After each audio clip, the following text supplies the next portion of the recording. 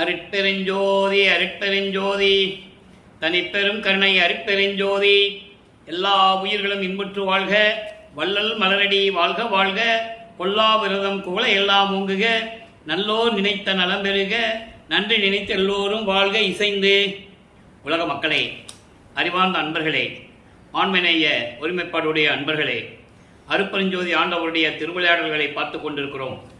அருட்பெருஞ்சோதி ஆண்டவர் இந்த பிரபஞ்சம் தோன்றிய காலத்திலிருந்தே ஆதியும் அனாதியுமாக தோன்றிய இறைவன், சுயமாக தோன்றிய இறைவன் அருட்பெருஞ்சோதி ஆண்டவர். அவர் இந்த பிரபஞ்சத்திலே எவ்வளவோ திருவிளையாடல்கள் செய்திருந்தாலும் கூட கலியுகத்தினுடைய கடைசி திருவிளையாடல் 1823ஆம் ஆண்டு தொடங்கி 30/1/1874 இரவு 12 மணி வரையிலும் அருட்பெருஞ்சோதி ஆண்டவருடைய திருவிளையாடல் தொடர்ந்து நடந்து கொண்டிருந்தது. காரணம், இந்த பிரபஞ்சத்தில் தோன்றிய 4 யுகங்களிலுமே கிரேத யுகம், திரேத யுகம், துவார யுகம், கலியுகம், இந்த 4 யுகங்களும் முடிந்துவிட்டது. கலியுகம் 1900 ஆண்டுகளிலே முடிந்துவிட்டது என்பதை நமது பிள்ளை பெருமான் அவர்கள் தெளிவாக நமக்கு அருளியிருக்கிறார்கள். இந்த 4 யுகங்களுக்குமே ஆயுள் காலம் உண்டு. அந்த ஆயுள் காலம் முடிந்தவுடனே உலக மக்களுக்கென்று ஒரு யுகம் வேண்டும் என்பதற்காகத்தான் சதுர் யுகத்திலே நாம் இருந்து கொண்டிருக்கிறோம். அதே போன்று இந்த 4 யுகங்களிலுமே சமயங்களும் மதங்களும் மார்க்கங்களும் உருவாகி அதை உருவாக்கியவர்கள் தங்களுடைய கர்த்தாக்களை அவர்கள் விளக்கத்திற்கு ஏற்றபடி உருவங்களை அமைத்து, ஆலயங்களை அமைத்து, வழிபாட்டு முறைகளை அமைத்து மக்களை வழிபட செய்து விட்டார்கள் என்பது வள்ளலார் அவர்கள் தெளிவாக நமக்கு அருளியிருக்கிறார்கள். இந்த நிலை தொடர்ந்து கொண்டிருக்கிறது. இப்போ இதெல்லாம் முடிவு என்ற காலகட்டங்களில் இந்த சமயங்களும் மதங்களும் மார்க்கங்களும் முடிவடைந்து விட்டது. இதன் பிறகு மக்களுக்கு தேவை ஒரு ஆன்மீக மார்க்கம் தேவை என்பதற்காக அருட்பெருஞ்சோதி ஆண்டவர் சுத்த சன்மார்க்கத்தை நிறுவி அதை தன் மகன் கையில் ஒப்படைத்து உலக மக்களை எல்லாம் சுத்த சன்மார்க்கத்தில் சேர்த்து உலக மக்கள் எல்லாம் சமரசமாக இன்புற்று வாழ வேண்டும் என்பதற்காகவே தனது மகனை, தனது அருளால் பெற்றெடுத்த ஓர் ஆண் மகனை, செல்வப்பிள்ளை என்று பெயரிட்டு வளர்த்து கொண்டிருந்த தனது மகனை ஒரு தாயின் வழியாக இந்த உலகிற்கு வருவிக்க செய்தார் அருட்பெருஞ்சோதி ஆண்டவர். வருவிக்க உற்ற இடம், நமது பிள்ளை பெருமானவர்கள் வருவிக்க உற்ற இடம் மருதூர். ராமையா பிள்ளை, சின்னையம்மையார் என்ற தம்பதிகளின் வாயிலாக நமது இறைவனை, நமது செல்வ பிள்ளையை, நமது பிள்ளை பெருமானவர்களை வருவிக்க செய்தார் அருட்பெருஞ்சோதி ஆண்டவர். அந்த நிலைகளை நம்ம பார்த்துட்டோம். எப்படி ஒரு தாயின் கருவறையிலே வந்து அமர்ந்தார், தாயின் கருவறையிலே பிண்ட வடிவத்திலே இருக்கும்போது, பௌதீக வடிவத்திலே இருக்கும்போது எப்படியெல்லாம் தந்தை வந்து அருள் செய்தார், தில்லையிலே 5 மாத குழந்தையிலே எப்படி சிவரகசியத்தை காட்டினார் என்பதையெல்லாம் திருவெட்பாவில் இருக்கின்ற நிலைகளை, உண்மைகளை எல்லாம் மக்களுக்கு விளக்கி சொல்லிவிட்டோம். இப்போ வல்லப்பமானவர்கள் வருவிக்கூற்ற பிறகு இந்த 51 ஆண்டுகளையும், அதாவது 1823ஆம் ஆண்டு தொடங்கிய திருவிளையாடல் 1874 ஆண்டுகள் வரையிலும் 51 ஆண்டுகள் நடந்து கொண்டிருக்கிறது. ஏன் இந்த 51 ஆண்டுகள் நடந்தது என்பதை கூட விளக்கம் ஏற்கனவே கொடுத்தாகிவிட்டது. இருந்தாலும் இன்று ஒரு சுருக்கம். பிரம்மன், திருமால், ருத்திரன், மகேஸ்வரன் போன்ற பதத்தலைவர்கள், சதாசிவம் 5 பேர். பிரம்மன் படைக்கும் தொழில், பிரம்மனுடைய ஆயுள்காலம் முடிந்தவுடனே அந்த படைக்கும் தொழிலை சேர்த்து திருமால் செய்ய வேண்டும். திருமாலுடைய ஆயுள் காலம் முடிந்தவுடனே அந்த 2 தொழில்களையும் சேர்த்து ருத்திரன் செய்ய வேண்டும். ருத்திரனுடைய ஆயுள் காலம் முடிந்தவுடனே அந்த 3 தொழில்களையும் சேர்த்து மகேஸ்வரன் 4 தொழில்களையும் சேர்த்து செய்ய வேண்டும். இப்போ இவர்களுடைய ஆயுள் காலம் முடிந்தவுடனே இறுதி கட்டத்தில் சதாசிவம் 5 தொழில்களை செய்து கொண்டிருக்கிறார். அது முடிவடைகின்ற காலகட்டத்தில் 51 ஆண்டுகள் பாக்கி இருக்கிறது, மீதம் இருக்கிறது. இந்த 51 ஆண்டுகளுக்கு பிறகு இந்த பிரபஞ்சத்தை இயக்க வேண்டும். அதற்கு ஒரு ஆள் தேவை. இவர்களையெல்லாம் நம்ப தயாரே இல்லை அருட்பெருஞ்சாண்டவர். இவர்களை ஏற்கனவே படைத்து, தத்துவங்களை கொடுத்து, உலகங்களை கொடுத்து, தொழில்களை 5 தொழில்களையும் கொடுத்து நீங்கள் பிரபஞ்சத்தை இயக்குவார்கள் என்று கட்டளையிட்டு, தேவையில்லாமல் சமயங்களையும் மதங்களையும் மார்க்கங்களையும் உருவாக்கி மக்களை அதை ஈடுபட செய்து நிம்மதி இல்லாமல் வாழ வைத்து விட்டார்கள். இனிமேல் அந்த நிலை ஏற்படக்கூடாது உலக மக்களுக்கு என்பதற்காகத்தான் 51 ஆண்டுகள் கழித்து இந்த பிரபஞ்சத்தை இயக்க வேண்டும் என்பதற்காகத்தான் ஒரு ஆண்மகனை பெற்றெடுத்து வளர்த்து கொண்டிருந்தார் அருட்பெருஞ்ஜோதி ஆண்டவர். தன் அருளால் அருளமுத ஊட்டி தங்கத்தாலும் பவளத்தாலும் மாணிக்கத்தாலும் செய்யப்பட்ட தொட்டிலே சீராட்டி பாராட்டி அப்படி வளர்த்த தனது செல்வ பிள்ளையை ஒரு தாயின் வழியாக பூலோகத்திற்கு வருவைக்க செய்தார். அதிலிருந்து தான் இப்போ நம்ம பார்த்துட்டு இருக்கோம். அப்போது இந்த 51 ஆண்டுகளும் என்னென்ன நடந்தது? வல்லப்பமானவர்கள் வருவிக்க உற்று முதல் 8 ஆண்டுகளில் எந்த விதமான ஒரு நிலையும் கிடைக்கவில்லை. குழந்தை பருவம் என்ன செய்ய முடியும்? ஒரு பள்ளி பாடசாலையிலே போய் படிக்க முடியவில்லை. மனம் மனம் ஒரு நிலையில் இல்லை, அவ்வளோதான். அவர் வேணும்னு செய்யலை, அதனால புரிஞ்சுக்கணும். நீங்கள் வேணும்னு செய்யலை அவர். ஆனால் உலகியல் என்ன சொன்னாங்கன்னா, அவர் இஷ்டத்துக்கு இருந்தார், பள்ளிக்கூடத்தில் போய் சேர்த்தா போய் படிக்கிறது இல்லை, வீட்டில் ஒரு இடத்துல இருக்கிறது இல்லை, அங்கே போய் இங்கே போய் இருந்துக்கிறாப்புல, காலையில் போனால் பையன் இன்னும் வரல, வீட்டுக்கு வரல, இப்படி தான் செவிவெளி செய்திகள் எல்லாம் வந்து கொண்டு இருந்தன. ஆனால் அங்கே இறைவனுடைய திருவிளையாடல் நடக்கிறது, அதை நீங்கள் புரிஞ்சுக்கணும். அப்போது 8 ஆண்டுகள் கழித்து, வருவிக்க உற்று 8 ஆண்டுகள் கழித்து, வல்லற்பமானுக்கு வயது இல்லை, அவர் ஒவ்வொரு யுகத்திலையும் இருந்து கொண்டிருப்பவர்.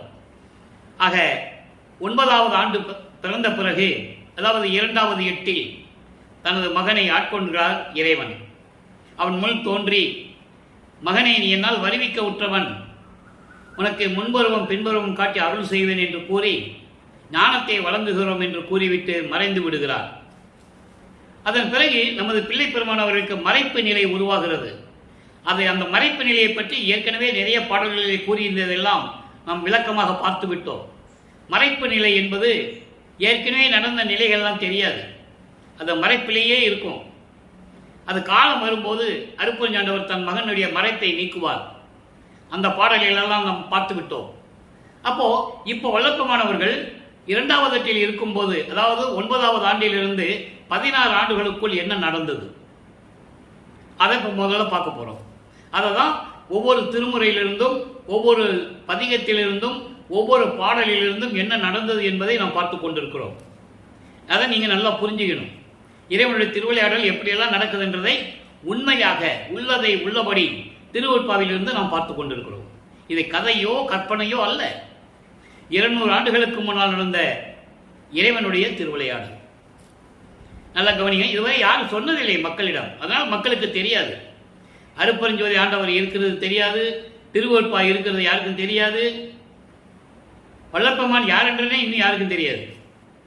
அதை எடுத்து கூறத்தான் இறைவனுடைய தந்தை வல்லற்பமானுடைய கட்டளையின்படி இந்த வள்ளலார் ஊழியன் அவருடைய ஆசிகளை பெற்று, தயவையும் கருணையும் பெற்று, அருளையும் பெற்று, பாலுடைய விளக்கத்தை உங்களுக்கு நான் கூறிக்கொண்டிருக்கிறேன் என்று சொல்லுவதில் பெரும் மகிழ்ச்சி அடைகிறேன். இப்போ பாருங்க, பாடலை பாருங்க. திருவருள் முறையீடு உதயமாகிறது. அதான் 232 பாடல்கள். இன்று 183வது பாடலை பார்க்க போகிறோம். நல்லா கவனிங்க. மண்ணாலும் மண்ணுற்ற வாழ்க்கையினாலும் அவ்வாழ்க்கைக்கு உற்ற பெண்ணாலும் நொந்து வந்தாரையெல்லாம் அருள் பேறு என்னும் முக்கண்ணாலும் பார்த்து 5 கைகளாலும் ஈயும் கணபதி. நல்லா புரிஞ்சுக்கணும். நீங்கள் பிரபஞ்சத்தினுடைய உண்மை இங்கே சொல்றாரு. அதாவது சிவபெருமானுக்கு கணபதி என்ற ஒரு பெயர் உண்டு. கணபதி என்ற பெயர் உண்டு. கணபதி என்பது ஒரு தத்துவம். தெளிவாக அதை விளக்கமாக வல்லற்பமானவர்கள் உரைநடை பகுதியிலே கூறியிருக்கிறார்கள். அதே போல சண்முகம் என்பது ஒரு தத்துவம். அதை நெற்றியிலே அந்த தத்துவம் அமைந்திருக்கிறது. 6 பட்டைகளாகவும், ஒவ்வொன்றும் எப்படி தத்துவங்களுடைய தத்துவம் என்பதை திருவொற்பாவிலே உரைநடை பகுதியிலேயே அருளியிருக்கிறார்கள் வல்லற்பமானவர்கள். ஆக சண்முகம் என்பது சுப்பிரமணியம், சுப்பிரமணியம் என்பது ஒரு தத்துவம். அது முருகனுக்கு அந்த பெயர் ஏற்பட்டது. நெற்றிக்கண்ணிலிருந்து கொண்டு வந்ததனால் அது சண்முக தத்துவம். அதான் சண்முகம் கொண்ட கோவே என்று சொல்லுவார். மகாதேவமலையில சொல்லுவார், சண்முகம் கொண்ட கோவே என்பதை சொல்லுவார். அந்த விளக்கத்தை எல்லாம் மகாதேவமலை பார்க்கும்போது உங்களுக்கு தெளிவாக புரியும். அதே போல கணபதி என்பது ஒரு தத்துவம். கணபதி என்பது ஒரு தத்துவம். அப்ப நின் பண்ணாலும் மாமரை மேல் தாளை என்னுள் பதித்து அருளே. இது பாடல். பாடலுடைய விளக்கம் பாருங்க. அதாவது இறைவனுடைய நிலையை சொல்லணும், எப்படிப்பட்ட இறைவன் சொல்லணும். இவர் சமயங்களும் மதங்களும் மார்க்கங்களும் சார்ந்திருந்த காலகட்டங்களில் வருவிக்க உற்றதனால் இவரும் அதை பின்பற்றிக் கொண்டிருக்கிறார். சைவ சமயத்தின் தலைவனாகிய சிவபெருமானை இறைவன் என்றும் அவருடைய புகழை பற்றி சொல்லிக் கொண்டிருக்கிறார். நல்லா புரிஞ்சுக்கணும். அப்போ 33வது ஆண்டில் வருவிக்கொற்று 33வது ஆண்டில் சுத்த சன்மார்க்கத்தை பெற்ற பிறகு அருட்பெருஞ்சோதி தான் ஆண்டவர் என்று உலக மக்களுக்கு தெரிவிப்பார். ஏனென்றால் அப்போ சமயங்களும் மதங்களும் மார்க்கங்களும் இல்லாத ஒரு இறைவன், சாதியும் மதமும் சமயமும் காணா ஆதி அநாதையாம் அருட்பெருஞ்சோதி, சாதியும் மதமும் சமயமும் பொய் என ஆதியில் உணர்த்திய அருட்பெருஞ்சோதி. சாதியும் மதமும் பொய்யே, அவற்றின் புகுதாதியில் சிவம் ஒன்றே பொருள் என கண்டறிமீன். இது ஞானசரியில் சொல்லுவார்.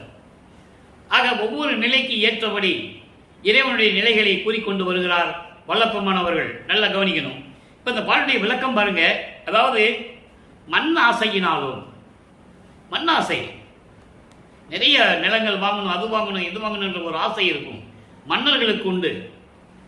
எதில் ஒவ்வொரு மன்னனும் அந்த நாட்டை ஆண்டணும், போரெடுத்து மக்களை உயிரோடு கொன்று போரெல்லாம் செய்வார்கள். அது மண்ணாசை. பெண்ணாசை, பெண்ணை கவர்ந்து செல்லுவது. காமம், காமம் அதாவது பெரும் விருப்பு என்று சொல்லுவார் காமத்தை. இல்லற வாழ்க்கையில் இருக்கிறது காமம் வேறு, அது இயற்கை. ஒரு தம்பதியினர் ஆணும் பெண்ணுக்கு காமம் இருப்பது இயற்கை, இருந்தால்தான் குடும்பம் நடத்த முடியும். இந்த காமம் என்பது, இந்த பெண்ணாசை என்பது அளவு கடந்தது, உச்சம், துயரத்தின் உச்சம். அதனால்தான் பல கொடுமைகள் எல்லாம் நடந்து கொண்டிருக்கிறது இந்த உலகத்திலே. பாலியல் கொடுமைகள், தேவையில்லாத பிரச்சனைகள் எல்லாம் உருவாகி கொண்டிருக்கிறது இந்த காமத்தினால். அதனால் காமத்தை குறிப்பிட்டு சொல்லுகிறார். பெண்ணாலும் என்பது காமம், பெண்ணால் உண்டாக காமம் என்பது காமத்தின் உச்சகட்டம். அப்படி வாழ்க்கையில் சேர்ந்த, அதாவது மண்ணாசையினாலும் இந்த உலகில் வருவிக்க உற்று உலகியல் வாழ்க்கையினாலும் அந்த வாழ்க்கையில் சேர்ந்த பெண்ணாலும், அதான் பெண்ணாசை, பெண்ணாலும் துன்பப்பட்டு வருகின்றவர்களை எல்லாம் அரவணைத்து தன்னுடைய நெற்றிக் கண்ணனால் அவர்களுக்கு அருள் செய்து காப்பாற்றிக் கொண்டிருக்கின்ற இறைவனே. எப்படி சொல்றார் பாருங்க, இறைவனை பற்றி சொல்லுகிறார்.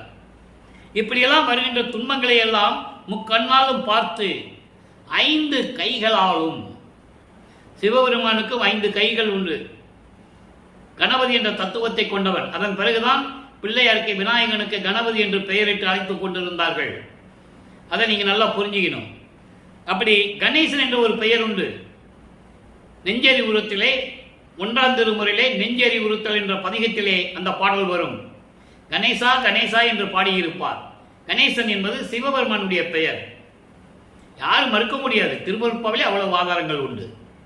ஆக இப்படிப்பட்டதாம் நிலையில் அருளை கொடுக்கும் கணபதியே, உன்னுடைய அருளால் வேதங்களின் 4 வேதங்கள், ரிக் வேதம், யசுர் வேதம், சாம வேதம், அதர்வன வேதம், இதன் விளக்கங்களின் மேல் இருக்கும், அதான் மறை, மாமறை மேல் தாளை, தாள் என்பது திருவடி, 4 வேதங்களின் முடிவுகளுக்கு மேல், விளக்கங்களுக்கு மேல் இருக்கும் திருவடியை என் உள்ளத்திலே பதித்து அருள வேண்டும் அப்படின்னு சொல்றார். உனது அருளை எனக்கு கொடுக்க வேண்டும் என்று சொல்லுகிறார். உன் திருவடிகளுக்கு என்னை அடைக்கலமாக ஏற்றுக்கொள் என்று சொல்லுகிறார். ஆக 9வது ஆண்டிலிருந்து 16 ஆண்டுக்குள் முதலாக இறைவனிடம் முறையீடு செய்யும் போது இறைவனை பார்த்து முறையீடு செய்கிறார். விரைவில் வந்து எனக்கு அருள்வாயாக என்று முறையீடு செய்கிறார். இப்போ 13வது ஆண்டு தொடக்கத்தில் இவர் ஞானத்தை பெற்றுக்கொண்ட பிறகு திருவொற்றியூர் செல்லுகிறார். அங்கே 2ஆம் திருமுறை உருவாகிறது. நான் ஏற்கனவே கூறியது போல 113 பதிகங்கள், 1207 பாடல்கள். அந்த 2ஆம் திருமுறையினுடைய நிலைகளை இப்போ பார்க்க போகிறோம். இதுவரையும் 2ஆம் திருமுறையிலே 20 பதிகங்களை நாம் பார்த்திருக்கிறோம். அதிலே எழுத்தறியும் பெருமான் மாலை ஒரு பதிகம் மிச்சம் இருக்குது, அதாவது பெண்டிங் இருக்கிறது. அது ஏன் பெண்டிங்னா, 1ஆம் திருமுறையிலே இருக்கின்ற மகாதேவ மாலையை கூறும்போது இந்த எழுத்தறியும் பெருமான் மாலை வரும். இந்த எழுத்தறியும் பெருமானையும் மகாதேவ மாலையும் சொல்லும்போது 3ஆம் திருமுறையிலே ஒரு பதிகம் வரும், வேட்கையின் பதிகம். 4ஆம் திருமுறையிலே பிரசாத மாலை வரும். 6ஆம் திருமுறையிலே அனுபவ மாலை வரும், நடராஜபதி மாலை வரும், சத்புரிமணி மாலை வரும். பொருள்கள் ஒன்றுக்கொன்று ஒரு தொடர்பு உண்டு, கனெக்டிவிட்டி. இப்போ 21வது பதியத்தில் பார்க்க போகிறோம். நெஞ்சோடு நேருதல். மனதிடம் சொல்லுகிறார், உள்ளத்திடம் சொல்லுகிறார். உள்ளத்திடம் சொல்லுவது போல உலக மக்களுக்கு தெரிவிக்கிறார். அதான் அந்த பாடலுடைய கான்செப்ட். திருவருட்பாவின் நோக்கமே எல்லா செயல்களும் உலக மக்களுக்கு தெரியப்படுத்த வேண்டும். பிரபஞ்சத்தின் உண்மைகள், பிரம்மன், திருமால், ருத்திரன், மகேசன், சதாசிவம் யாரு, அவங்களை உருவாக்கியது யாரு, 36 தத்துவங்களையும் 60 தத்துவங்களையும் உருவாக்கியது யாரு, இதை எப்படி அவங்களுக்கு பிரித்து கொடுத்தாரு, எல்லா விவரங்களையும் நாம் ஏற்கனவே பார்த்துருக்கிறோம். அப்போ இறைவனுடைய செயல்களை எல்லாம் கூறி இப்போ வளர்ப்பமானவர்கள் சிவபெருமான் என்று சொல்லிக் கொண்டிருப்பார். அதை நீங்கள் மனசில் நல்லா வச்சுக்கணும். அப்புறம் தான் அருப்பெருஞ்சோதி வரும். ஏன்னா அப்போ அருப்பெருஞ்சோதி இருக்கிறது இப்போ அவருக்கு தெரியாது. சாதியும் மதங்களும் மார்க்கங்களும் சூழ்ந்திருந்த காலகட்டங்களில் இவரும் திருநூறு பூசிக்கொண்டு உத்ராட்ச மாலையை போட்டுக்கொண்டு சிவபெருமானை, மாசிலாமணி, நடராஜன், சொக்கநாதன், என்னென்ன பெயர் இருக்கோ எல்லாத்தையும் சொல்லி பாடிக்கிட்டு இருப்பார். அந்த நிலையை தான் நம்ம பார்த்துக்கிட்டு இருக்கோம். ஏன்னா அதான் நிலை, அதான் அப்படிதான் இருக்கணும், காலத்தின் கட்டாயம். அவருடைய தந்தை அருப்பஞ்சாண்டவர் தன் மகனை அப்படி இருக்க வைக்கிறார். உலக மக்களுக்கு யாரும் சொல்லலை. நான் திருவருட்பாவை பற்றி பேசும்போது மற்ற நூல்களை பற்றியோ புராணங்களை பற்றியோ நான் பேசுவதில்லை. காரணம், திருவருட்பாவிலே இவ்வளவு உண்மைகள் அடங்கி இருக்கிறது. இருந்தாலும் ஒரு சில இடங்களில் உதாரணத்துக்கு சொல்ல வேண்டி இருக்கிறது. பட்டினத்தார் ஆகிறதற்கு முன்னால் திருவெண்காடான் என்ற பெயர் அவருக்கு உண்டு. திருவெண்காடான், திருவெண்காட்டில் பிறந்ததுனால அவருக்கு திருவெண்காடான் என்ற ஒரு பெயர். அவர் பெரிய பணக்காரர், பழுத்த செல்வத்தை உடையவர். அந்த காலத்திலேயே கப்பலில் வச்சு வைர வியாபாரம் பண்ணிட்டு இருந்தவர். அவர் வீட்டில் சிவபெருமான் குழந்தையாக வளர்ந்து கொண்டிருக்கிறார். அதை நீங்க நல்லா புரிஞ்சுக்கணும். இதை சொன்னார்கள் மக்களிடம். ஒரு காலகட்டத்தில் இவருக்கு அறிவுறுத்த வேண்டும் என்பதற்காக காது இல்லாத ஊசி வேலைக்காகுமா, வியாபாரத்துக்கு உதவுமா, கடல் தெருவுக்கு வருமா அப்படின்னு சொன்ன பிறகுதான் எல்லாவற்றையும் துறந்து பட்டினத்தார் ஆகிறார். பட்டினத்தார் என்ற பெயருடன் வெளியேறுகிறார். அப்போ சிவபெருமான் அவர் வீட்டில் குழந்தையாக வளர்ந்தார் என்பதை மக்களிடம் சொன்னார்கள். மக்கள் நம்பினார்கள். ஆதாரங்களோடு சொன்னார்கள், நம்பினார்கள். திருவருட்பாவில் இருக்கின்ற ஆதாரங்களை மக்களிடம் யாரும் சொல்லவில்லை. அதனாலே வள்ளற்பெருமானை சாமியார், துறவி என்று சொல்லுகிறார்கள். அதை நீங்க நல்லா புரிஞ்சுக்கணும். அவர் அருப்பஞ்சோடைய பிள்ளை அப்படின்னு முதலிருந்தே சொல்லி இருந்தார், வள்ளற்பெருமானுடைய கடவுள் நிலை மக்களுக்கு புரிஞ்சிருக்கும். இது ஏன் சொல்றேன்னா, நீங்க நல்ல மனசுல வச்சுக்கணும். இது இறைவனுடைய திருவிளையாடல் சொல்லணும். அங்கே சிவபெருமான் திருவிளையாடல் செய்து திருவெண்காடான் வீட்டில் குழந்தையாக இருந்தார், வளர்ந்தார். ஏன் இவரை பட்டினத்தாராக ஆக்க வேண்டும், அந்த கான்செப்டோட தான் அங்க இருந்தாரு. அதே போன்று தன் மகனை உலக மக்களுக்கு அறிமுகப்படுத்தி அதன் வாயிலாக சுத்த சன்மார்க்கத்தை மக்களிடம் கொடுக்க வேண்டும் என்பதற்காக இது அருப்பெருஞ்சோதி ஆண்டவருடைய திருவிளையாடல் என்பதை இங்கே நான் பதிவு செய்ய கடமைப்பட்டிருக்கிறேன்.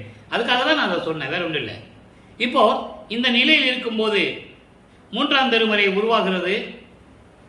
இந்த நிலைகள் எல்லாம் மாறின பிறகு 2ஆம் எட்டு முடிந்த உடனே 3வது எட்டில் வள்ளற்பெருமான் அவர்கள் அடியெடுத்து வைக்கிறார். 3/24 17வது ஆண்டிலிருந்து 24 ஆண்டுகளுக்குள் என்ன நடந்தது? 3ஆம் திருமுறை ஏற்கனவே நான் கூறியது போல 19 பதியங்கள், 235 பாடல்கள். ஒவ்வொரு பாடலிலும் இறைவனுடைய அருளை பெறுவதற்காக எப்படியெல்லாம் விண்ணப்பம் செய்து ஏங்கிக் கொண்டிருக்கிறார், மனம் கலங்கி கொண்டிருக்கிறார் என்பதை நாம் பார்த்து கொண்டிருக்கிறோம். அந்த வகையில் இன்று நாம் பார்க்க வேண்டிய பாடல் 3ஆம் திருமுறையிலே 3ஆம் திருமுறை பாடல் வந்து திருவருள் பெருமிதம், 5வது பாடல். 5வது பாடல் இது எப்படின்னா, 2ஆம் திருமுறையிலே நெஞ்சோடு கூறுவது, அது மனதிடம் பேசுவது, மனதிடம் சொல்லுவது போல உலக மக்களுக்கு தெரிவிப்பது. 3ஆம் திருமுறை அதே நிலையை தன்னை தலைவியாகவும் இறைவனை தலைவனாகவும் உருவகப்படுத்தி உள்ளத்தை, மனதை செவிலித்தாயாக உருவப்படுத்துகிறார். செவிலித்தாய் தன்னுடைய வளர்ப்பு மகளை பார்த்து எப்படியெல்லாம் சொல்லுகிறாள் என்பதுதான் பாடல். இதனால் உலக மக்களுக்கு சொல்ல வேண்டிய கருத்து பின்னால பார்ப்போம். இப்போ பாடலை பாருங்க. திருக்கண் முதலால் திருமகனை தீர்த்தார், ஒற்று தேவர் அவர், எருக்க மலரே சூடுவார், சிவபெருமானுக்கு பிடித்த மலர் கொன்றை மலருக்கு அப்புறம் தான் எருக்கு மலர், எருக்கு செடியில் இருக்கிற மலர். நீ எழில் மல்லிகை என்று எண்ணினையால் அதை போய் நீ மல்லிகைப்பூன்னு நினைச்சா என்ன அர்த்தம்? மல்லிகைப்பூ மணக்கும், எருக்கு மலை அது ஒரு மாதிரி வாசனையாக இருக்கும், கொஞ்சம் துர்நாற்றம் பிடித்த வாசனையாக இருக்கும். உருக்கும் நெருப்பே அவர் உருவம், உனக்கும் அவருக்கும் உறவாமோ? இருக்க மயில் கொண்டு எது பெறுவாய், ஏழையடி நீயின் மகளே. பொண்ணு விவரம் தெரியாத பொண்ணா இருக்கிறியே மகளே சொல்லி இந்த பாடலை அறிவிக்கிறார்கள். பாடலுடைய விளக்கம் பாருங்க. திரு கண் நுதலால், அருளுடைய முக்கண்ணால், நெற்றி கண்ணால், அருளுடைய நெற்றி கண்ணால், மூன்றாவது கண்ணால் மன்மதனை எரித்தவர். இங்கே திருமகன் என்பது மன்மதன், காமத்தின் தலைவன், ஐங்கணைகளை தொடுப்பவன்.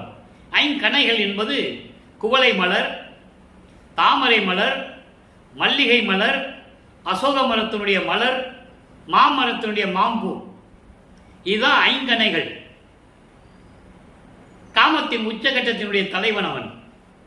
அவனை நெற்றி கண்ணால் எரித்தவர். திருவொற்றியூரிலே இருக்கின்ற இறைவன் அவர். எருக்க மலரையே சூடிக்கொண்டிருப்பவர். இது 3ஆம் திருமுறையில் நடக்குது.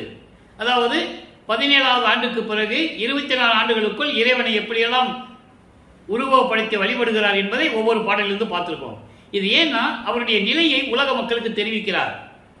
24 ஆண்டுகள் வரைக்கும் வருவிக்க உற்று 24 ஆண்டுகள் வரைக்கும் எந்த விதமான அருளை இறைவனிலிருந்து பெறவில்லை. அவர் நல்லா பார்த்துக்கிட்டே வரணும். நீ எழில் மல்லிகை என்று எண்ணினையானால் உருக்கும் நெருப்பே அவள் உருவம், எருக்க மலரை சூடிக்கொண்டிருப்பவர். அதை போய் நீ மல்லிகைப்பூ நினைச்சா என்ன அர்த்தம்? அது மல்லிகைப்பூ இல்லை, அவர் சூடிக்கொண்டிருந்தது எருக்க மலர், எருக்கஞ்செடியிலே பூத்த மலர். அவர் உருவம் நெருப்பு. அவரை நீ கல்யாணம் பண்ணிட்டு அவர் அணைக்கவும் முடியாது. நெருப்பு உடம்பு. எப்படி அவரை நீ காதலிக்கிற? எப்படி கல்யாணம் பண்ணணும்னு நீ நினைக்கிற? விவரம் தெரியாத பெண்ணா இருக்கிறியே, என்ன சுகத்தை பார்க்க போற அப்படின்னு இந்த பாடலை அறிவிக்கிறார்கள். இந்த பாடலுடைய கான்செப்ட் என்ன தெரியுமா? உலக மக்கள் எல்லாம், உலக மக்கள் மட்டுமல்ல, இவரை சார்ந்தவர்கள், இவர் வருவிக்க உற்றதனால் ஏற்பட்ட சொந்தங்கள், தெரிந்தவர்கள், நட்பு வட்டாரங்கள், இவங்கெல்லாம் என்ன சொன்னாங்க? ஏன் என் பைத்தியார மாதிரி அணிஞ்சிட்டு இருக்க? நீ என்னத்தை போய் அவர்கிட்ட போய் நீ அருளை பெற போறன்னு சொல்லி தினமும் சென்னையிலிருந்து திருவொற்றியூருக்கு நடந்து திருமலை வாயிலுக்கு போய் திருவிழையத்தை போய் அலைஞ்சிக்கிட்டு ரவும் பகலுமா ஏன் கஷ்டப்படுற, இரவும் பகலுமா ஏன் கஷ்டப்படுற அப்படி என்று சொல்லுகின்ற அந்த ஏளன பேச்சுக்களை எல்லாம் கேட்டுவிட்ட பிறகு அவர் மனநிலையில் இருப்பதை பாடலாக எழுதியிருக்கிறார்கள். அதான் நீங்க புரிஞ்சுக்கணும். அப்போ 24 ஆண்டுகள் வரைக்கும் இறைவனிடமிருந்து எந்த அருளையும் பெற முடியவில்லை என்பதை உலக மக்களுக்கு தெரிவித்துக் கொண்டிருக்கிறார் நமது பிள்ளைப்பெருமான் அவர்கள். இப்ப நிலைகள் மாறுகிறது. அதன் பிறகு 4ஆம் திருமுறை உருவாகிறது. 4×8=32. 25வது ஆண்டிலிருந்து 32 ஆண்டுகளுக்குள் என்ன நடந்தது? 27வது ஆண்டில் அவருக்கு வருவிக்க உற்ற 27வது ஆண்டில் தனக்கோடி அம்மையாருக்கு திருமாங்கல்யம் பூட்டி அது ஒரு திருவிளையாடலை முடிக்கணும். ஏன்னா காலங்கள் நெருங்கிட்டு இருக்கு. உலகியல் செய்தி வேற. உன் அக்கா பொண்ணை கல்யாணம் பண்ண சொன்னாங்க, அவர் முடியாதுன்னு சொன்னாரு. எனக்கு இல்லற வாழ்க்கையில ஒரு விருப்பமே இல்லைன்னு சொன்னாரு. பிறகு பெற்றோர்களுடைய பெற்றோர் அம்மா அவங்க வருவிக்க விட்டதனால் ஏற்பட்ட சொந்தம், அண்ணன் தம்பி அக்கா இவங்கெல்லாம் வற்புறுத்தினாங்க. அதனால அந்த கல்யாணத்துக்கு ஒத்துக்கிட்டாரு. இது உலகில் சொல்லப்பட்ட செய்தி. அது ஒரு பக்கம் இருக்கட்டும், அந்த உலகத்துக்குள்ள நம்ம போக வேண்டாம். ஆனால் இறைவனுடைய திருவிளையாடல் அது ஏற்கனவே இறைவனால் நிர்ணயிக்கப்பட்டு ஒப்பந்தம் செய்யப்பட்ட திருவிளையாடல். இதை ஏன் திருவிளையாடல் சொல்றோம்னா அது விவரத்தை சொல்லியிருக்காரு. நம்ம அற்புத மாலையில பார்த்துட்டோம். இவர் திருமணத்தின் போது அந்த நிகழ்ச்சி நடக்கும்போது, திருமண நிகழ்ச்சி நடக்கும்போது அங்கே பிரம்மன், திருமால், ருத்திரன் போன்ற வானவர்கள் உட்கார்ந்து இருக்காங்க இவரை வாழ்த்துவதற்காக. இதை உலக மக்களில் யாரும் சொல்லாதனால் இந்த விவரம் உலக மக்களுக்கு தெரியும். யாருக்கு மக்களுக்கு தெரியல, சொன்னாதானே தெரியும். பிள்ளையாருக்கு கணவருக்கு கல்யாணம் நடந்ததுன்னா வானவர்கள் வாழ்த்தினார்கள் சொன்னார்கள், தெரியும். பிரம்மனுக்கு கல்யாணத்தில் எல்லாருமே வாழ்த்தினாங்கன்னு சொன்னாங்க, தெரியும். இவர் கல்யாணத்தில் இவங்கெல்லாம் வாழ்த்துனாங்க அப்படின்னு சொல்றாரு. ஆனால் மக்கள்கிட்ட யாரும் சொல்லலை. நல்லா புரிஞ்சுக்கணும், இது அவரே சொல்றாரு. அந்த விளக்கத்தில் நம்ம பார்த்துட்டோம். 95வது பாடல் அருட்பிரகாச மாலையில் அது இருக்கு. அந்த விவரம்லாம் பார்த்துட்டோம். அதன் பிறகு முதல் நாள் இரவில் 2 குதிரை மாட்டின தேரில் வந்து அருப்பஞ்சாண்டவர் சிவகாமியையும் மணமக்களை வாழ்த்துனதையும் சொல்லிட்டாரு. ஆனால் உலகில் என்ன சொன்னாங்க? திருவாசகத்தை தலையில் சுமந்துட்டு கொண்டு போய் தனக்கொடி அம்மையாருக்கு கொடுத்துட்டு படின்னு சொன்னார். விடிஞ்சு போச்சு சொன்னாங்க. இது உலகியல் விளக்கம். அந்த விளக்கத்துக்குள்ள நம்ம போக வேண்டாம். பெருமாள் என்ன சொன்னார், திருவற்பாவிலிருந்து என்ன உண்மைகளை அவர் விளக்கி இருக்கிறார் என்பதை பார்த்துட்டு இருக்கோம். இப்போ 4ஆம் திருமுறை உருவாகும் போது அந்த அம்மாவுக்கு தாலியை கட்டிவிட்டு உலக பற்றை துறக்க வேண்டும், வென்றாரை முடித்து உலக பற்றை துறந்து சமயங்களையும் மதங்கள் மார்புடைய நெறிகளை விட்டுவிட்டு சங்கற்ப விகற்பங்களை எல்லாம் நீக்கிவிட்டு, அதாவது திருநீர் பூசுவது, உத்திராட்ச மாலையை போட்டுக்கிறது, இதையெல்லாம் நீக்கிவிட்டு, இதை மக்கள்கிட்ட சொல்லலை. அதாவது அவர் திருநீர் பூச சொன்னாலும் உண்மை, திருநீர் பூசுங்கன்னு சொன்னது உண்மை, உத்திராட்ச மாலையை போட்டுக்காங்கன்னு சொன்னது உண்மை, நமச்சிவாயம் சொல்லுங்க, சிவாய நம்ம சொல்லுங்க, ஓம் சிவாய நம்ம சொல்லுங்க, சிவா சிவான்னு சொல்லுங்க சொன்னது உண்மை. திருவற்பாவில் அவரே சொல்லியிருக்காரு. அதுக்கப்புறம் இது சொல்லாதீங்கன்னு சொன்னார்ல, திருநூறு பூச வேண்டாம், அது சமயங்களையும் மதங்களையும் மார்க்கணி சார்ந்த குறியீடுகள் சொன்னார்ல, அதை ஏன் சொல்லலை மக்கள்கிட்ட? அது இறைவனுடைய திருவிளையாடல்கள் அங்கே நடந்தது. அதன் பிறகு அதை வேண்டாம்னு சொன்னாரு, விட்டுட்டாரு. அதான் மக்கள்கிட்ட சொல்லணும். ஏன்னா சுத்த சன்மார்க்கம் என்பது ஒரு தனி மார்க்கம், எதையும் சாராத மார்க்கம். அதை சொல்லாம கீழே இருந்து தான் வரணும், கீழே இருந்து தான் வரணும், எல்கையிலிருந்து தான் வரணும், இப்படியே சொல்லி சொல்லி மக்களை சுத்த சன்மார்க்கத்தை பற்றி தெரியாமையே பண்ணிட்டாங்க என்பதுதான் வேதனையான விஷயம். இது யாரும் மறுக்க முடியாது, ஆதாரங்கள் உண்டு, அதை நீங்க புரிஞ்சுக்கணும். இப்போ +2 படிச்சுட்டு தான் என்ன எழுதணும்னு அவசியம் இல்லை. ஓப்பன் யூனிவர்சிட்டி இருக்கு, அறிவு இருந்தால் எப்போ வேணாலும் என்ன எழுதிக்கலாம். அதோடு மட்டுமல்ல, அதாவது சமய வழியில் வந்து தான் இறைவனை கும்பிட்டு தான் சுத்த சன்மார்க்கத்தை வரணும்னு அவசியம் இல்லை. வளப்பம்மன் தெளிவாக சொல்றாரு, நான் இருந்தேன்னா எனக்கு நேரம் இருந்தது, காலங்கள் இருந்தது. அது ஏன் அவர் சொல்றாருன்னா, இறைவனுடைய திருவிளையாடலால் நான் அங்கே இருந்தேன்னு அவர் சொல்றாரு. அதில் எந்த லாபமும் இல்லை, அதை விட்டுட்டு வந்துட்டேன், எனக்கு இந்த லாபம் கிடைச்சது, அது தேவையில்லை, தெளிவாக சொல்றாரு. அதை மக்கள்கிட்ட சொல்லணும்.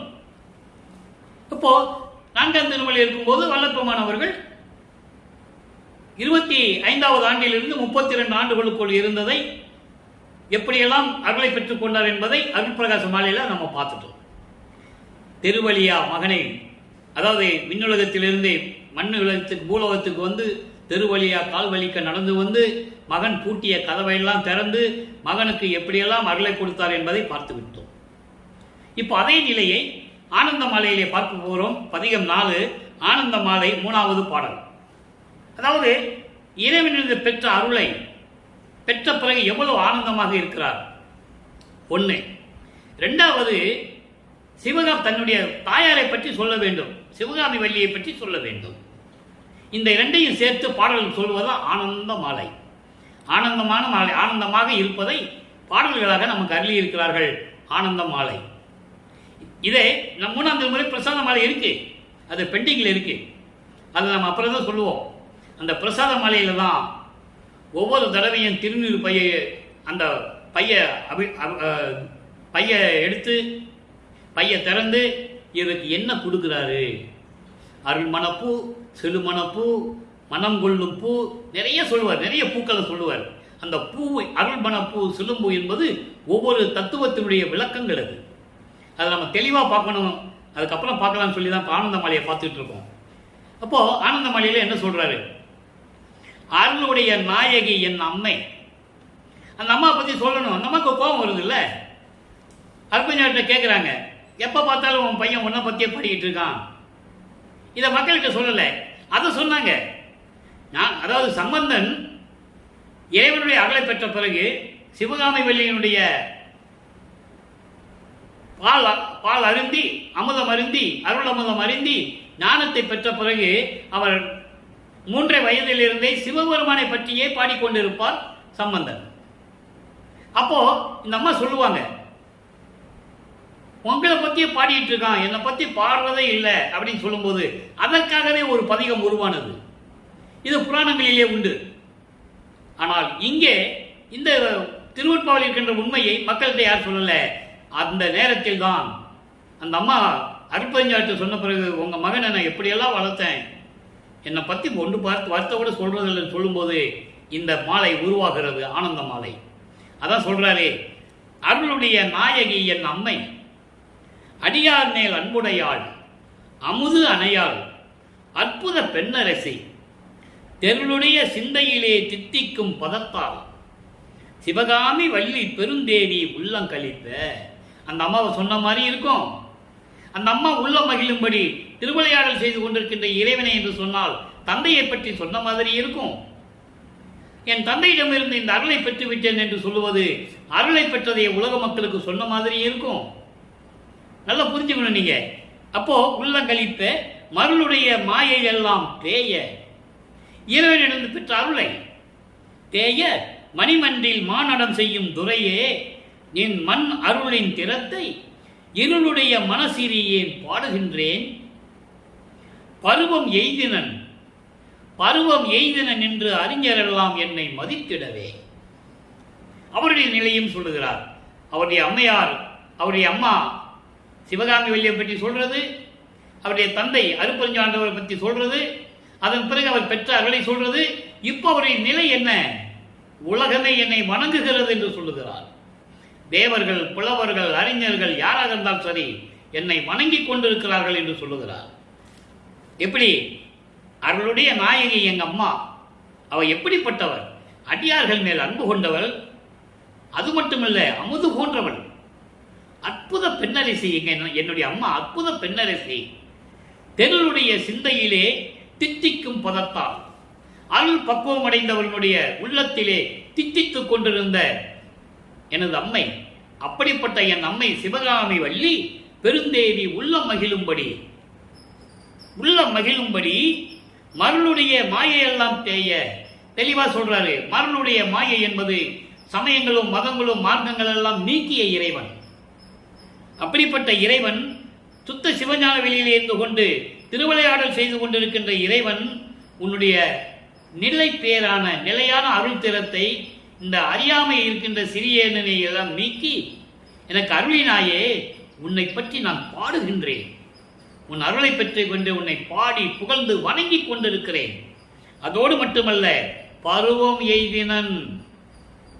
எய்தினன் என்பது எல்லா அருளையும் பெற்றுக்கொண்டு நான் அருள் நிலையில் இருந்து கொண்டிருக்கிறேன் என்று, அருளை பெற்றவன் இறைவனுடைய மகன் என்று என்னை எல்லோரும் போற்றி வணங்கி கொண்டிருக்கிறார்கள் என்று இந்த பாடலை நமக்கு அருளி இருக்கிறார். ஆக இத்தனை ஆண்டுகளும் அருளை பெற முடியாத நமது பிள்ளை பெருமான் அவர்கள் 4வது எட்டிலே அருளை பெற்றுக்கொண்டு இப்ப சுத்த சன்மார்க்கம் இருக்கிறது அவருக்கு தெரியும். அருட்பெருஞ்சோதி ஆண்டவர் தான் இறைவன் என்று தெரியும். சிவகாமி வள்ளி தன்னுடைய தாய் என்று தெரியும். இந்த நிலையை கூறுகிறார். இந்த நிலைகள் எல்லாம் மாறுகிறது. 5வது எட்டில் 33வது ஆண்டிலிருந்து 40 ஆண்டுகளுக்குள் என்ன நடந்தது என்பதை பார்த்து விட்டோம். இங்கே இருந்து தத்துவங்களை கடந்து, அந்தங்களை கடந்து, சரியை கிரிய யோகம் என்ற 12 நிலைகளை கடந்து, அதுதான் சமயங்களும் மதங்களும் மார்க்கங்களும் சூழ்ந்திருந்த அந்த நிலைகள். சரியை, கிரியை, யோகம் முன்னாங்க 12. எல்லாவற்றையும் கலந்து ஞான சரியை பெற வேண்டும். ஞான சரியை என்பது மரணமில்லா பெருவாழ்வு, சுத்த சன்மார்க்கத்தை பெற வேண்டும் என்று அங்கே சுத்த சிவஞான வழிக்கு தத்துவங்களை கடந்து சென்று கொண்டிருக்கிறார். அதனுடைய விளக்கத்தை அருட்பெருஞ்சோதி அட்டகம் என்ற பதிகத்திலே 7வது பாடலிலே பார்த்துவிட்டோம். ஒவ்வொரு பாடலிலும் உண்டு, அகவலிலும் உண்டு. அங்கே நடந்து போறது, படிமொழி கடந்து என்னை பார் எது பாரென அடிமொழி காட்டிய அருட்பெருஞ்சோதி. அங்கதான் போய் பார்க்கிறாரு. படினா பூலோகம், முடினா விண்ணுலகம். இதெல்லாம் கடந்து போய் தான் இறைவனுடைய எல்லா நிலையை நான் பார்த்தேன்னு சொல்லுவார் அகவல்ல. இப்படியெல்லாம் நிலைகள் தொடர்ந்து மாறிக்கொண்டு இப்ப 40 ஆண்டுகளுக்குள் சுத்த சன்மார்க்கத்தை பெற்று, சாகா கல்வியை கற்று, மரணமில்லா பெருவாழ்வை பெற்றுக்கொண்டு மீண்டும் திரும்பி பூலோகத்திற்கு வருகிறார். நல்லா புரிஞ்சுக்கணும். அப்போ இங்க அவர் இல்லாத நேரத்தில் சொன்னது, அவர் எங்க போனாருன்னு தெரியாது, எந்த ஊர்ல சுத்திக்கிட்டு இருக்காருன்னு தெரியாது, எங்க இருக்கிறாருன்னு தெரியாது. வருவாரு போவாரு.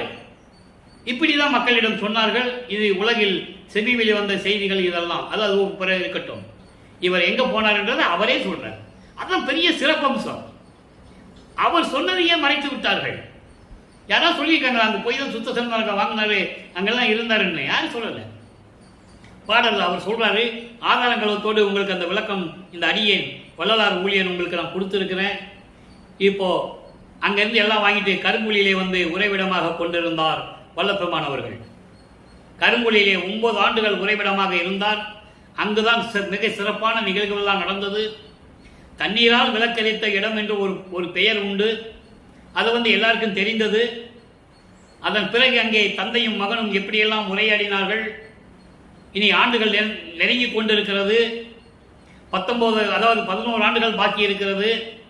இதில் என்னென்ன நடக்க வேண்டும் என்பதை தந்தையும் மகனும் தீர்மானம் செய்தார்கள். அதன் பிறகு உத்தரஞான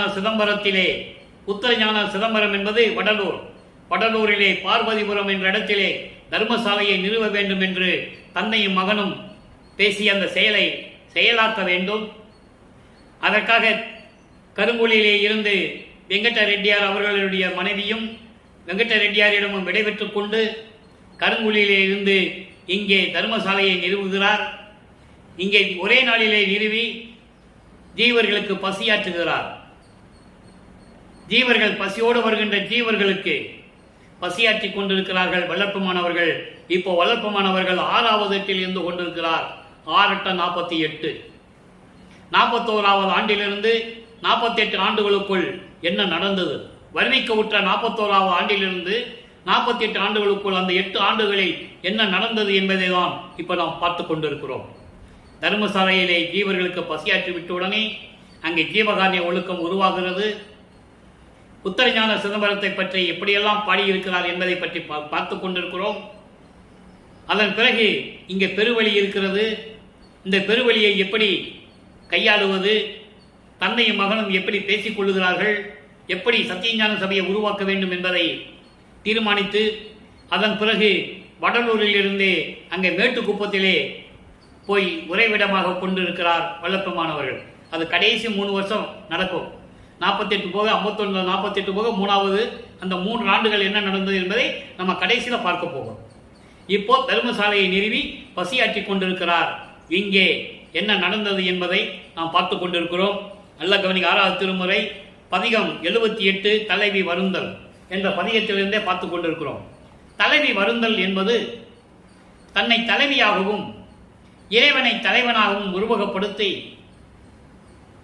தோழியை பாங்கி என்று சொல்லுவார்.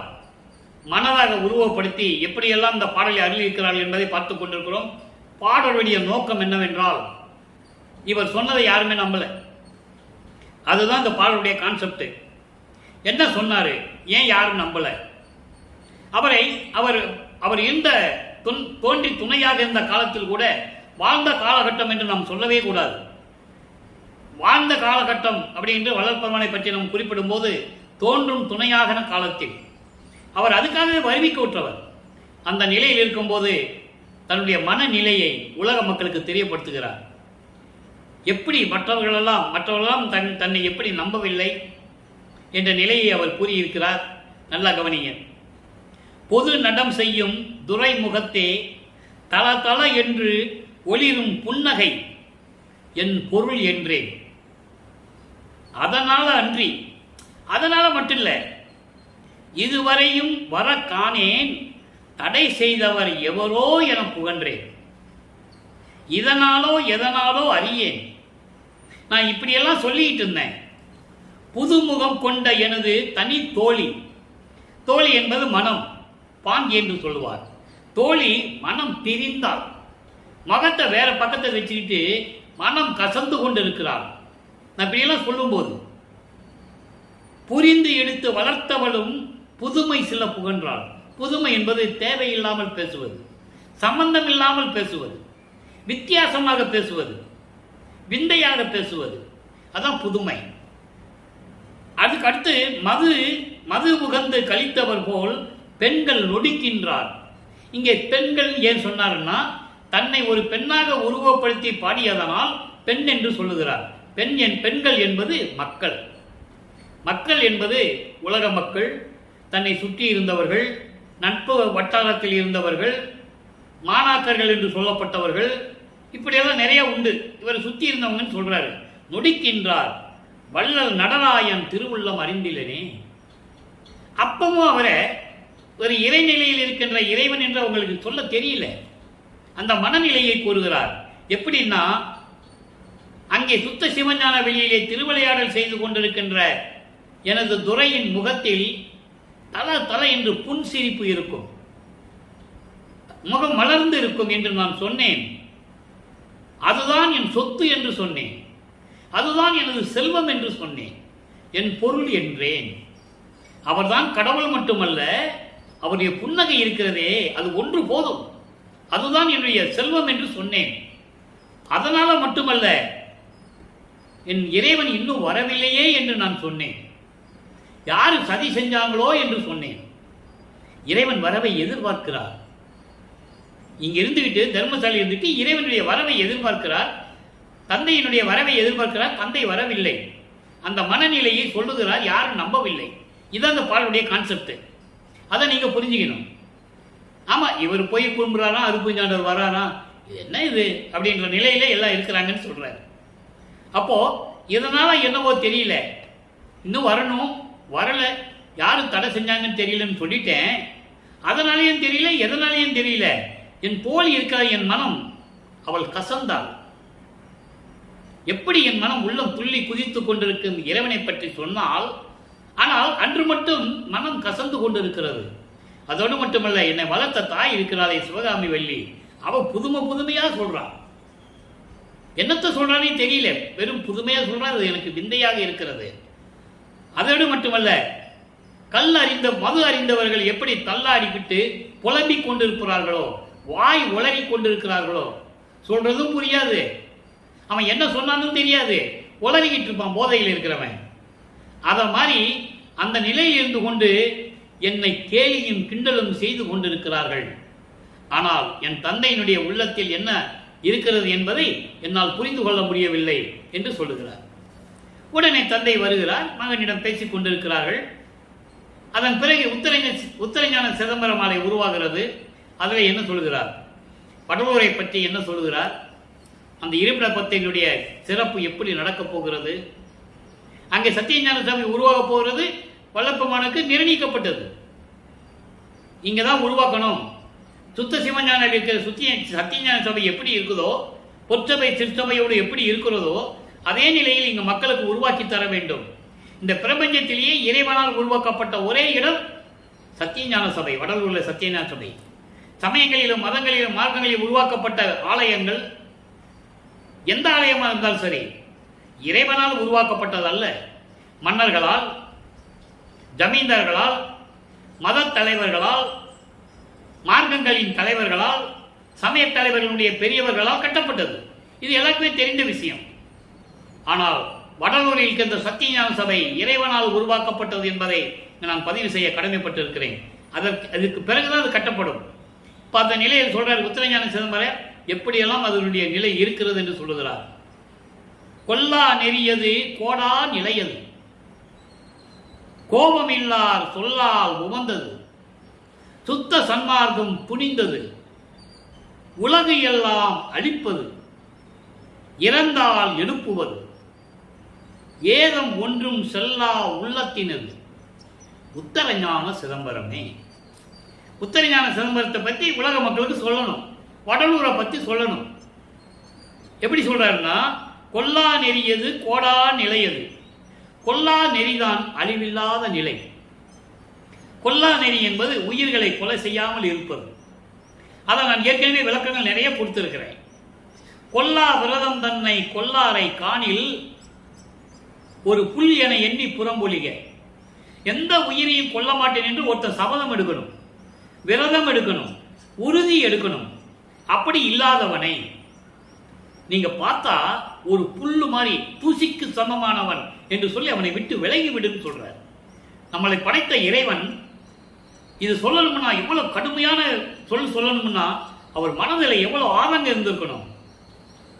அதோடு மட்டுமல்ல, கொல்லா விரதம் தன்னை கொண்டார் தம்மை தல்லானை. 6ஆம் திருமுறையில் சொல்லுவார். கண்டேன் கழித்தேன் என்ற பதியத்திலே சொல்லுவார். அது கொலையும் புலையும் தல்லாரை தழுவானை. எளிமையா எல்லாருக்கும் புரிய மாதிரி எளிமையா சொல்லியிருப்பார். கொல்லா விரதத்தை கொண்டவனை, நான் எந்த உயிரையும் கொல்ல மாட்டேன் என்று விரதம் கொண்டவனை இறைவன் தள்ளிவிட மாட்டான், அணைத்துக் கொள்ளுவான். அதே நேரத்தில் கொலையும் புலையும் தள்ளாதவர்களை, உயிர்களை கொலை செய்வது, அந்த உயிரை கொண்டு அந்த பிணத்தை நாறுகின்ற உடம்பை உண்ணுவது, இதையெல்லாம் விடாதவர்களை இறைவன் அருள மாட்டான், தழுவானை. அதனால்தான் இந்த நிலையை முதலில் சொல்லுகிறார். பின்னாளிலே சபையை நிறுவிய பிறகு கொலையும் புலையும் தவித்தவர்கள் மட்டும் உள்ளே போவன் என்று அறிவிப்பு செய்தார். அதை நீங்க புரிஞ்சுக்கணும். அதை முதலே சொல்றார். அப்படிப்பட்ட நிலையை கொண்டதுதான் உத்தரஞான சிதம்பரம். கோபமில்லா சொல்லால் உவந்தது. கோபங்களையும் தனித்தவனுடைய சொல்லு இருக்குதே, அது எவ்வளவு மகிழ்வானது. அந்த இடம் கோபம் வரக்கூடாது. காமம், குரோதம், லோபம், மதம், ஆச்சரியம், மோகம் 6 பிண்ட துருசிகளை நீக்க வேண்டும். நீக்க வேண்டும் என்றால் சுத்த சன்மார்க்கத்தில் இருக்க வேண்டும். அவனால் தான் கொலையும் புலையும் தவிர்க்க முடியும். ஜீவகாமிய ஒழுக்கத்தில் இருக்க முடியும். உயிர் நேயத்தோடு இருக்க முடியும். உயிர் மேல் கருணை காட்ட முடியும். அவனுக்கு கோபம் வராது. அதைதான் இங்கு குறிப்பிடுகிறார். அப்படிப்பட்ட இடம் உத்தரஞான சிதம்பரம். சுத்த சன்மார்க்கம் உருவானது. சுத்த சன்மார்க்கம் நிலையாக விளங்கிக் கொண்டிருப்பது, உறுதியுடன் இருப்பது உத்தரஞான சிதம்பரம். உலகு எல்லாம் அழிப்பது, எல்லா உலகங்களையும் காப்பது உத்தரஞான சிதம்பரம். எப்படி சொல்ற பாருங்க வடலூரை. இறந்தால் எழுப்புவது. சுத்த சன்மார்க்கம் தெரியாமல் இறந்து விட்டால் அவனை மறுபடியும் அந்த ஆன்மாவை மனித பிறவி கொடுத்து அவர்களை எழுப்பி கொண்டு வந்து சுத்த சன்மார்க்கத்தை கற்றுக் கொடுப்பது. ஏதம் ஒன்றும் செல்லா உள்ள வளத்தினிது.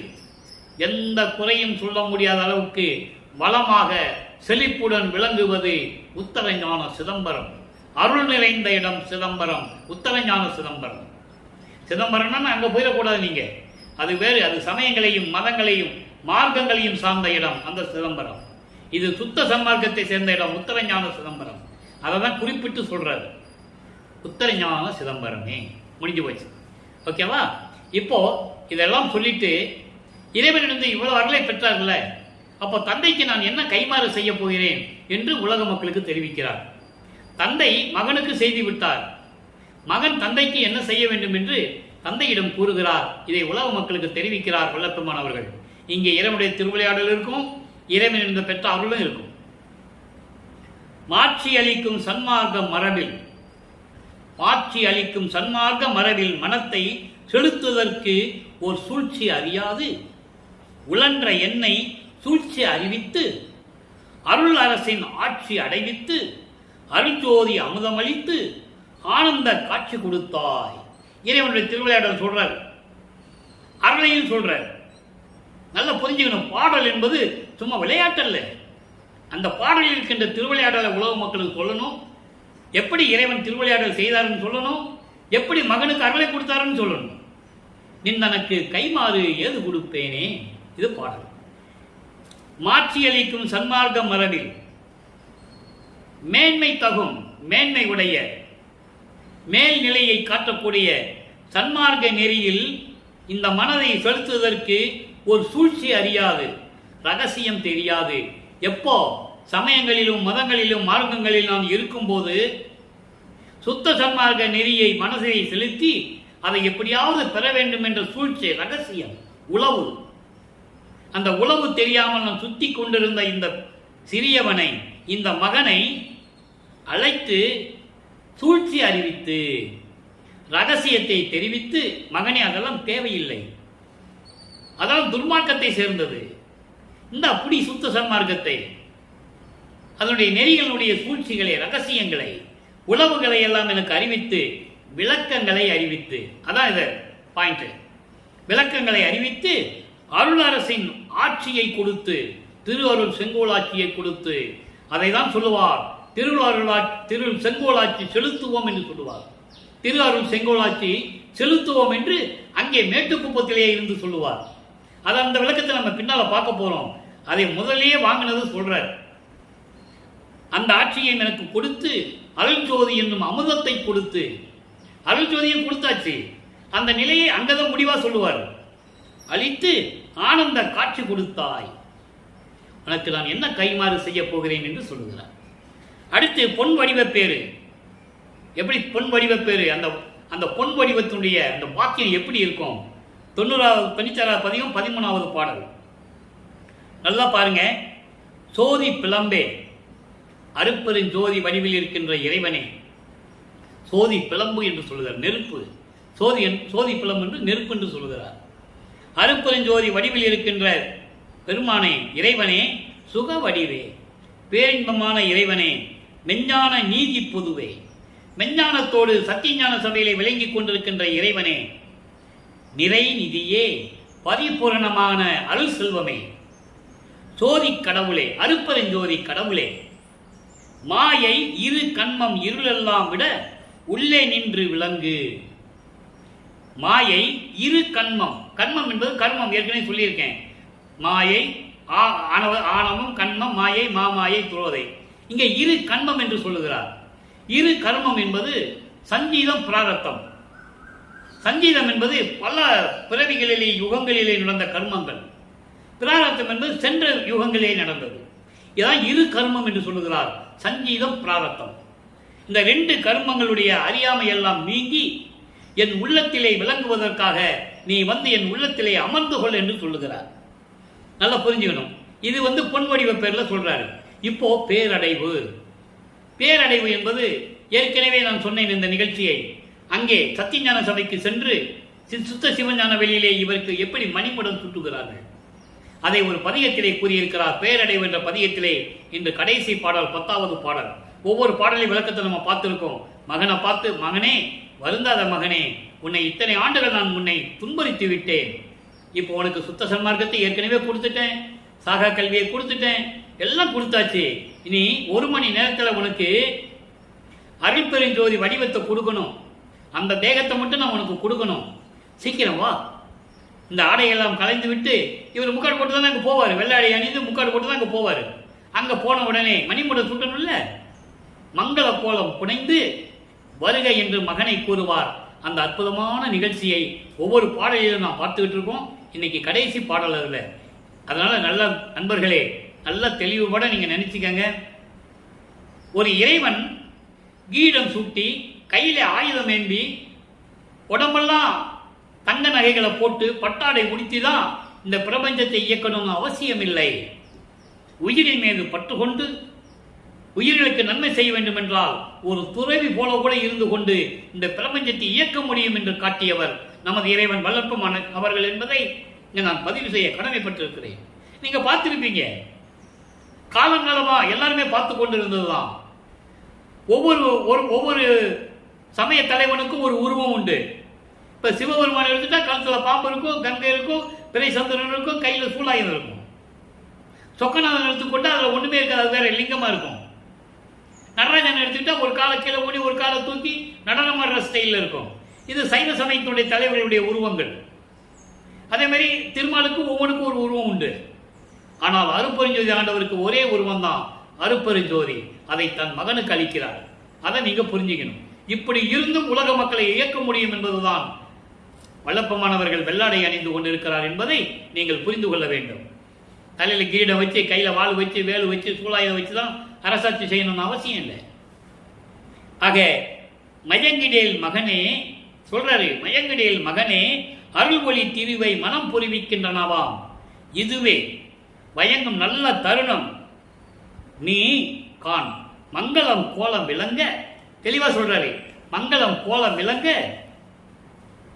இயல்கொள் புனைவி 2.5 கடிகை எல்லையுள் என்று வாய் மலர்ந்தார். என் தந்தை என்னை இருக்கையிலே அமர வைப்பதற்காக புனித நீராடி, புனித ஆடை அணிந்து, அணிகலன் அணிந்து, கிரீடம் அணிந்து, மங்களம் கோலத்தில் வருவாய் மகனே, பயப்படாதே, நீ கவலைப்படாதே, வா என்று சொல்லி 1 மணி நேரத்தில் உனக்கு அந்த நிகழ்ச்சியை நடத்தி நாம் முடிக்கணும். 2.5 கடிகை நாளிகையில் 1 மணி நேரத்தில் என்று என் மகன், என்னுடைய தந்தை வாய் மலர்ந்தார்.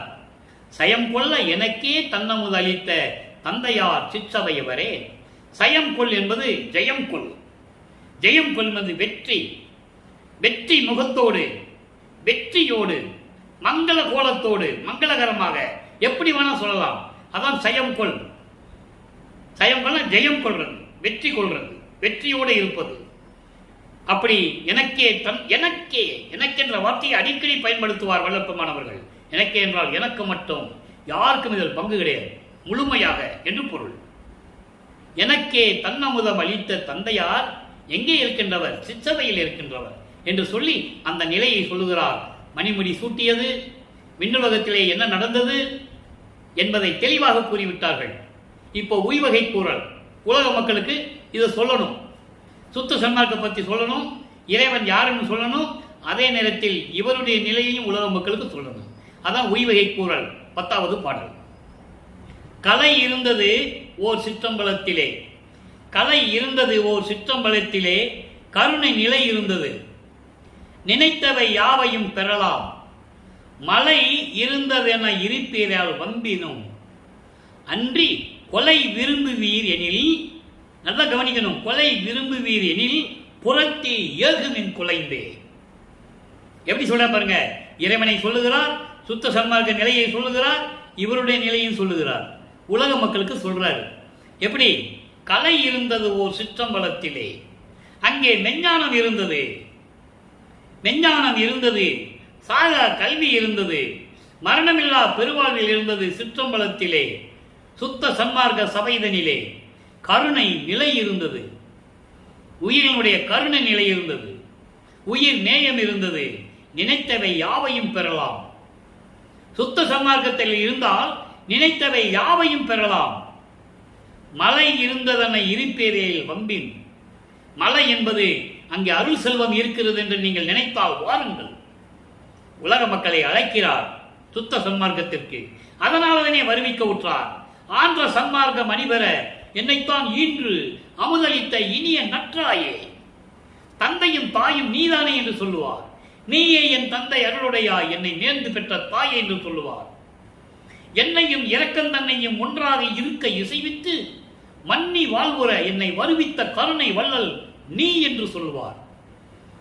அவ்வளவு அற்புதமான இடங்கள் எல்லாம் திருவொற்பாவில் இருக்கிறது. மக்களிடம் யாரும் சொல்லவில்லை, மக்களுக்கு தெரியவில்லை, அவ்வளவுதான்.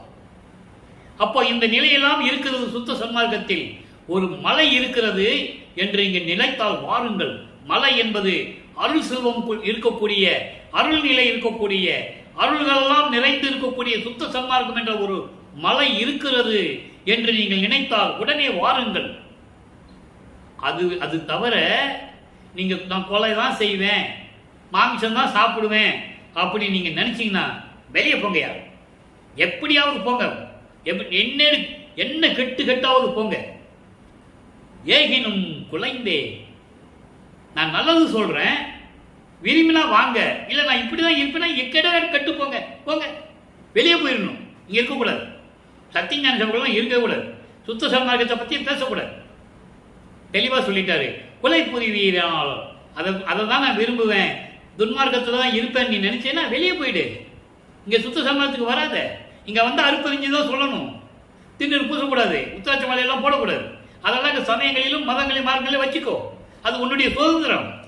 ஆனால் சுத்த சன்மார்க்கம் என்ற ஒரு நிலை இருக்கிறது, அதை நிலைநாட்ட வேண்டும். இப்போ உங்களுக்கு புரியும்னு நான் நினைக்கிறேன். ஆக சுத்த சன்மார்க்க நிலையை சொல்லிட்டாரு. இப்போ தனித்திராளங்கள் ஒரு பாடலை சொல்றாரு. எல்லா புறையும் தவிர்ந்தேன் உன் இன்னருள் எய்தினன், எல்லாத்தையும் நான் விட்டுட்டேன், சமயங்கள் மதங்கள் மார்க்கங்கள் எல்லாத்தையும் விட்டுட்டேன், உன்னுடைய அருளை பெற்று விட்டேன், நான் வல்லாரின் வல்லன் ஆனேன், நான் எல்லாருக்கும் வல்லவன் என்று சொல்லுவார். அதை சொல்லுவார். செத்து செத்து பிறக்கும் தேவர்களை விட நான் வலியவன் என்று சொல்லுவார். கருணை மருந்து அருந்தி சுத்த சன்மார்க்கத்தை பெற்று, கருணை மருந்து என்பது சுத்த சன்மார்க்கம். சுத்த சன்மார்க்கத்தில் இருந்தாலும் கருணை இருக்கும். சமயங்களையும் மதங்களையும் மார்க்கங்களையும் கருணை இருக்காது. இது 100% உண்மை, சத்தியம். கள்ளப்பம்மன் சொல்லுகிறார். அப்படி சுத்த சன்மார்க்கத்தை அமர்ந்து நல்லார் எவருக்கும் உபகரிப்பான் இங்கு நன்னுகின்றேன், எல்லாவற்றையும் அடைந்து விட்டுதான் நான் இங்கு உங்களோடு இருந்து கொண்டிருக்கிறேன், கொல்லாவிரதத்தில் என்னை குறிகொண்ட கோலத்தானே. கொல்லா நெறியில் என்னை செலுத்திய, கொல்லா நெறியை எனக்கு கற்றுக் கொடுத்த என் தந்தை இருக்கிறாரே அருட்பெருஞ்சோதி ஆண்டவர், அவருடைய அருளால் நான் உங்களிடம் இருந்து கொண்டிருக்கிறேன், நன்னுகின்றேன் என்று கூறுகிறார். அடுத்து ஒரே ஒரு விளக்கம், மெய்யறில் வியப்பு.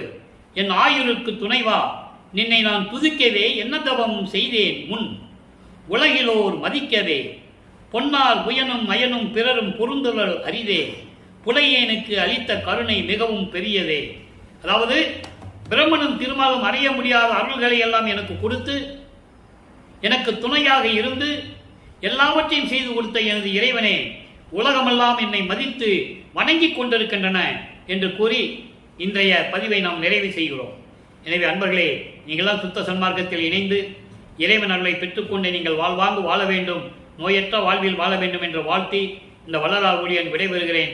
மீண்டும் நாளை சந்திப்போம். நன்றி, வணக்கம். அருட்பெருஞ்சோதி அருட்பெருஞ்சோதி, தனிப்பெருங்கருணை அருட்பெருஞ்சோதி.